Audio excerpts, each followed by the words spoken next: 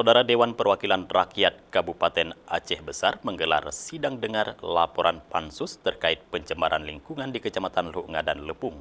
Pansus DPRK menyampaikan sejumlah rekomendasi kepada pemerintah Kabupaten Aceh Besar dan PT Solusi Bangun Andalas.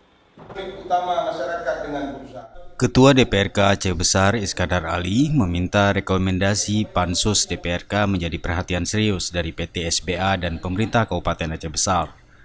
Hal tersebut disampaikan usai memimpin sidang DPRK penyampaian laporan panitia khusus terkait pencemaran lingkungan di Kecamatan Lu'nga dan Lepung. Iskandar Ali juga menyampaikan perlu cara bijaksana mengakhiri polemik PT SBA dengan masyarakat.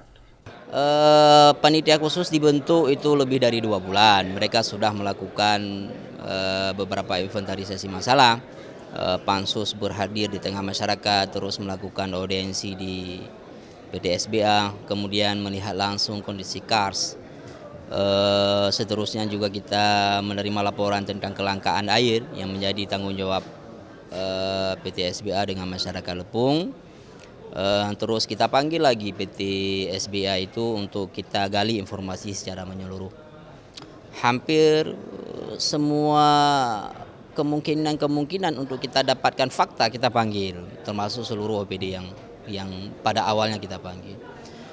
Kita harapkan bahwa hasil laporan Pansus ini betul-betul ditindaklanjuti oleh dua belah pihak, baik itu PT SBA maupun dari pemerintah itu sendiri. Dan mungkin apresiasi saya kepada anggota Pansus, Pak Mukti luar biasa kerjanya, ada Pak Juanda, terus Ibu Eka yang menjadi ketua, sekretaris, dan wakil ketua.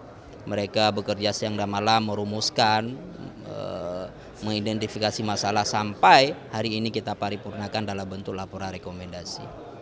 Nah, untuk selanjutnya saya juga berpesan, ini cukuplah hari ini kita akhiri ya konflik antara perusahaan dengan masyarakat. Kita harus wise, harus bijaksana.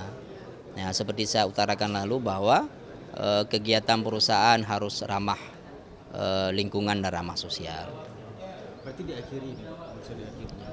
Ya, hari ini kita buat rekomendasi yang akhirnya nanti menjadi perhatian serius dari PT SBA dan pemerintah itu sendiri.